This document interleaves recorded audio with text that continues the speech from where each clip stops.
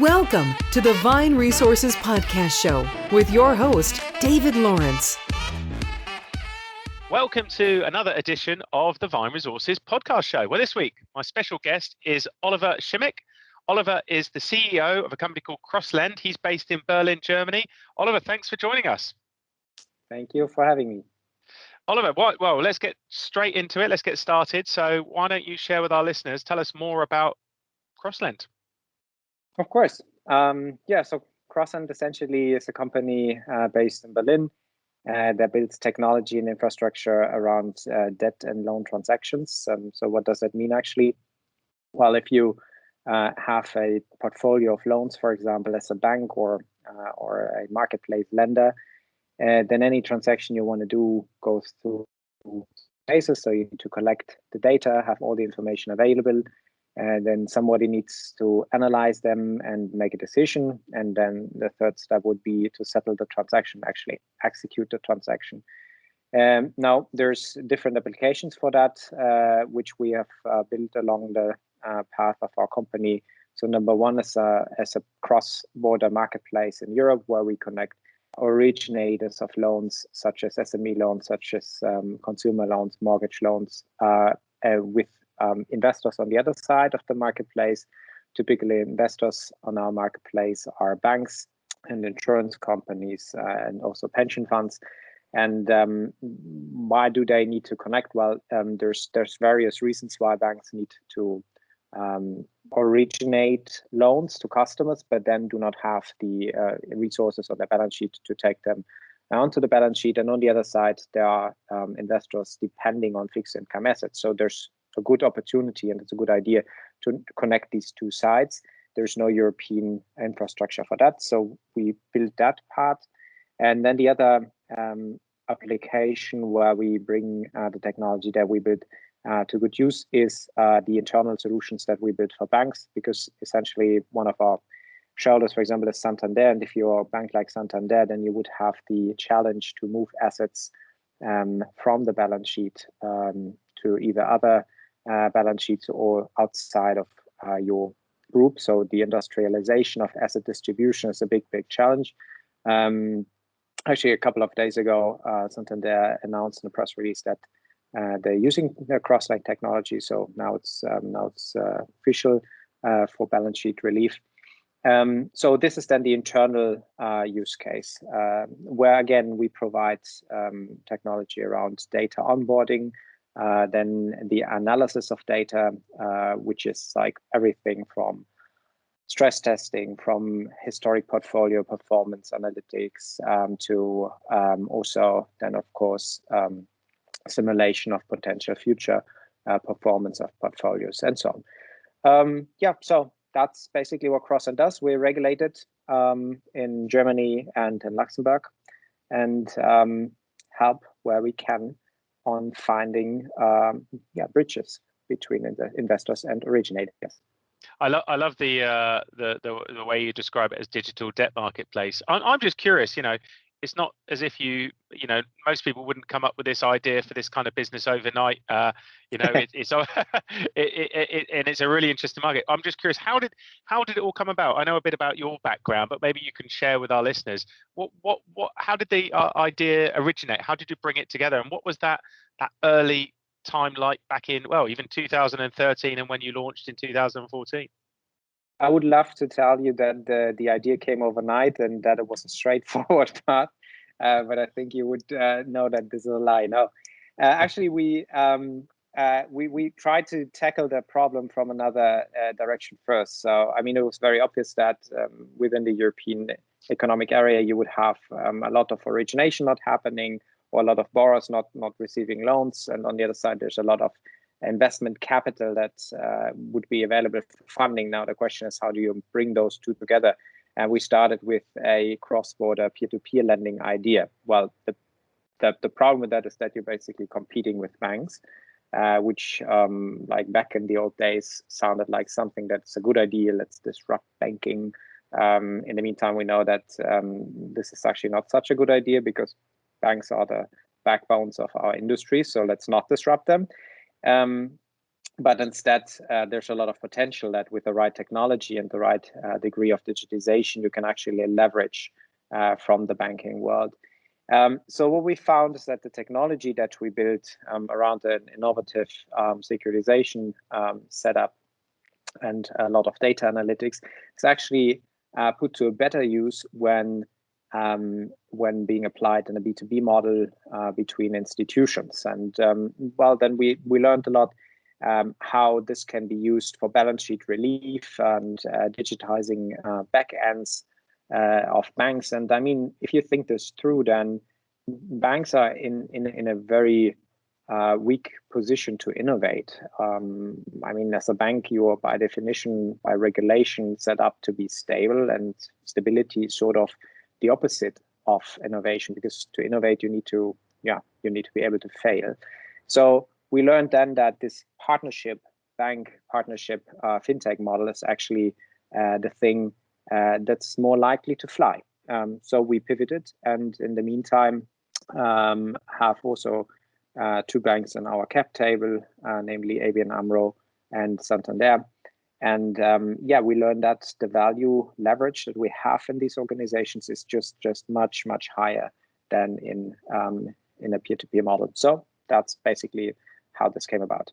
Fascinating. And look, I know that I think you have around 75 employees in the business, obviously growing quickly. You had a very, had a $40 million US dollar funding round back in 2019. Tell us what it was like in that first 6 to 12 months. I mean, you didn't, perhaps, I don't know how, when you had a platform, something to show. What was it like knocking down doors, talking to people about what you were providing, and what was the challenges you had to overcome?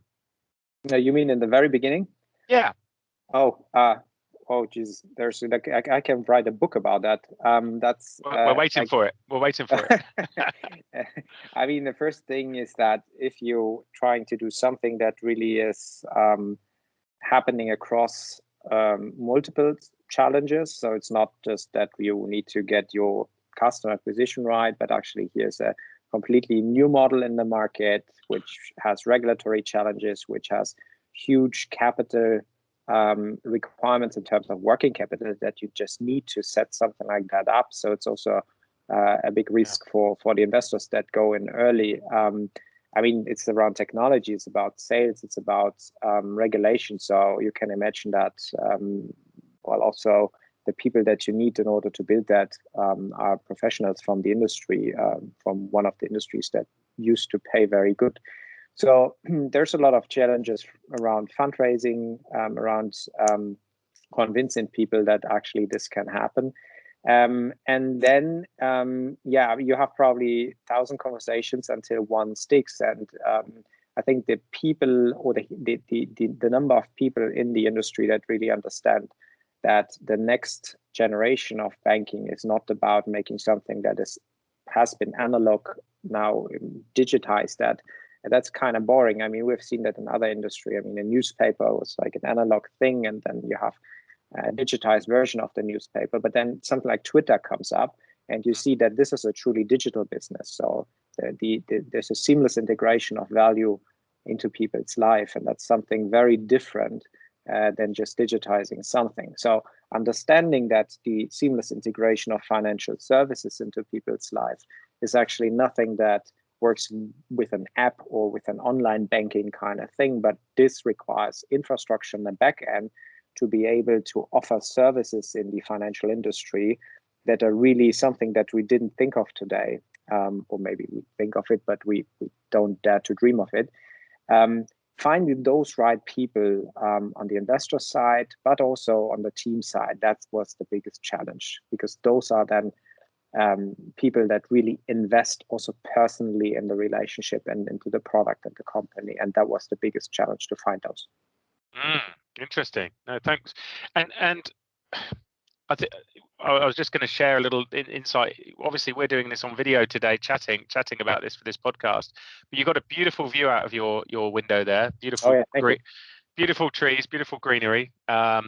Tell me a little bit about the last 9 months. You may have been there. You may have been in a different office in Berlin, your company's office. I appreciate things are a little bit different in Germany than some other parts of Europe. But what was the initial period of the COVID like?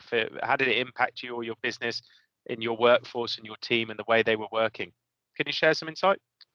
Sure. I mean, of course, we are in a very sensitive environment when it comes to loans, and everybody knows that the lending infrastructure and loan performance is going to be impacted, and all the government help programs have been around this topic. How do we actually support lending and support businesses through lending?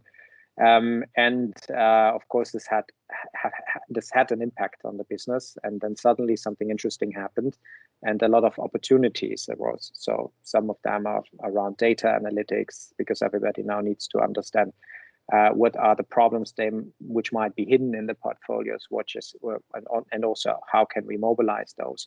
And a similar journey happened with our employees. I think that in the beginning, everybody was like kind of shocked because nobody knew what was going to happen. And then also, I wouldn't say to my surprise, but it was actually a very pleasant surprise. The whole team grew so much closer together. I mean, obviously, we couldn't work from the office. So kind of paradox situation. You send everyone home and everybody grows closer together, which is now also having an impact on how we, now that we work in the office again, how we share our day-to-day working environment, and how we also value it in a different way, and also value the personal interaction with colleagues a lot more. So my personal working situation changed, of course, a lot, because I used to travel like 3 out of 5 days a week, and I'm grounded like everyone else. And the role of CEO in our company has become a more internal role than an external role. I must say I enjoy that. I was going to say, what is that time where, I've spoken to a lot of C-level execs who have in a similar position as yourself and business owners, but what has that time given you, the time that you would have been traveling? What's it enabled you to do for your business and also your home life? Yeah, I mean, if you're grounded, then suddenly you win a lot of time. That's the first thing that happens, because we all have our laptops on our lap when we travel to airplanes. But the reality is that somebody spills coffee over your laptop, then it's broken, and the rest of the flight you're watching Netflix on your phone. So traveling also comes with a lot of waste of time, and so this means that there's a lot of time to like do stuff that actually you should have done for a very long time. I mean, in personal life, but also in professional life. And yeah, so that means that I can be much more hands-on in many topics, get more involved. And the first initial reaction of people was like, oops, what's happening here? Like, somebody's watching me. But now also the colleagues are enjoying that. That we work much closer together. At least that's what they pretend. But no, seriously, I mean, there's a lot of topics that you lose touch to as a CEO, because in the end, it's like navigating a ship, and sometimes it's a good idea to look in the machine room and getting your hands dirty yourself. And this can be like, I'm a physicist by training, so now, for example, I'm working extensively in the data science side of the business, but also in the whole operational part, I get more and more involved. So actually, it's really, I really enjoy that. It's a freeing up time, and it's like getting back to some of the cornerstones of the business and the ideas, and also reshaping the strategy. That's a big part of that as well, because if you spend all week traveling around and selling the strategy to other people, then there's not enough time to recalibrate it. And that this was also an exercise that I did a lot over the last weeks. Has it influenced your thinking and decisioning around the hiring and retaining of employees and people within your business? With remote working, have these things changed your thinking or reinforce what you may have had already? That's actually Actually, a good question, because in the end, well, we have done some hiring during that time, but actually we have tried to rather keep the team together as much as possible as it is. So fortunately, we didn't have to let go half of the people like other companies had to. But on the other side, of course, we weren't in a position either to now get crazy on the hiring side. I think we've seen some opportunities come by and have seen really interesting candidates, which is probably something that you've also seen in the market. But I think it was more also about taking care of the existing team. That there was a change in perception, I'd say. I mean, normally, like before COVID, you would think, okay, this is the company, and these are the people that work in the company, and like they come to work in the morning, and what they do in the afternoon is their business. But suddenly, you video conferences in the living rooms and kitchens of people. So naturally, you get closer and also more involved in the problems they also have around these times and the challenges they have. And also a lot of the employees were much more willing to share that also. I think the perception change really was that like keeping the existing team together has become one of my core challenges, or not challenge, but one of my core targets and goals, to make sure that we can protect the existing team.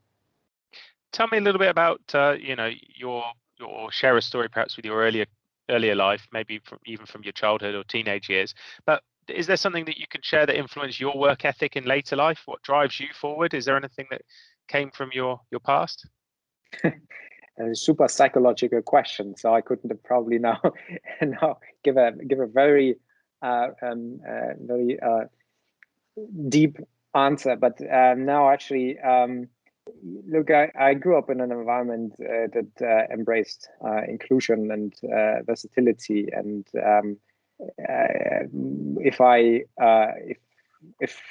if you make one observation about maybe old economy versus fintech and tech economy in general, then that would be that, I mean, we have in our 70 something people team, we have more than 30 nationalities.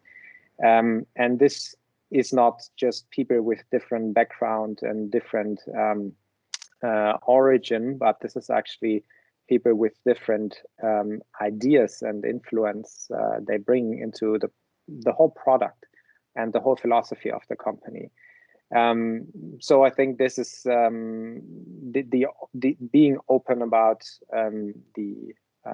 about cultural background, about ideas, ideologies, and also philosophies that people bring to the table. That's probably one thing that I'm also proud of, that we can live that here at CrossLend. Now, I don't want to encroach on Germany with our language, but I meant to ask you. So, are you a German language first company or an English language? Basically, an English language first company, because everything else would just fail. And that's I think. I mean, a lot of the people here don't even speak German. We have, of course, German classes for everyone, because, of course, we appreciate that people spend a fair amount of time here in the office and also have many of their friends here among their colleagues. And if you move to Berlin for a job at CrossLend and then spend all your time here, then, of course, we see it as our responsibility to also help with learning the local language a little bit, but the company language is English. Tell us, you've obviously been through some interesting times running the company. I'm curious to know if you could perhaps give one piece of advice for anyone going through tremendous business change. What would it be? I think what you always need is the reason why you're doing things. So sort of a North Star that you follow. And by the way, this can change over time, so that has nothing to do with being stubborn. But Of course, if you don't understand why you're doing things, then you also become a little bit vulnerable to influence from all sides. And if you're going through difficult times, and I mean, along those 6 years, we have, of course, seen a lot of difficult times, then people around you will challenge you. And there's a lot of criticism that you will see from many sides. Because like people protect themselves psychologically by criticizing you, because if they're wrong, then they can say, well, I'm happy to be proven wrong, and if they're right, then you get the "I told you so" speech. So you need your North Star, and you need to understand why you're doing things, believe in it, and then actually like who fights last wins. That's a very easy lesson. And so if you're going through tremendous business change or change in general in your business, then never give up. It's just not like if you give up, then that's probably the biggest change that can happen. But don't do that. Now we're midway through. Well, we're over midway through. We're 3/4 almost through 2020. If you were gazing your crystal ball into 2022, what do you think your industry is going to look like, and what's really exciting you right now?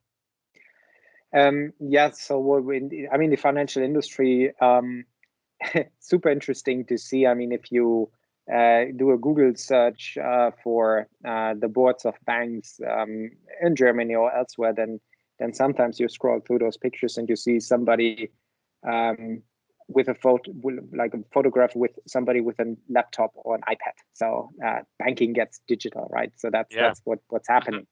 Now, if you and we did this exercise a couple of weeks ago, so the leaders of the top 5 European banks, and we added all their work experience, and like 85% is in banking, like 10% was something else, and then there was like 4% and that somehow was digital. So how on earth is banking supposed to become digital if the leaders in banking are actually people who think they become digital by getting on a photo with an iPad? This is something that we see now slowly but surely changing, because banks understand that it's not about pleasing their customers, but it's they're stuck at the valuation at a very difficult spot. So if you go through bank valuations, then you'll find that it rarely happens that they get a more than a 0.7x revenue multiple, which is a value destruction machine if you think about it.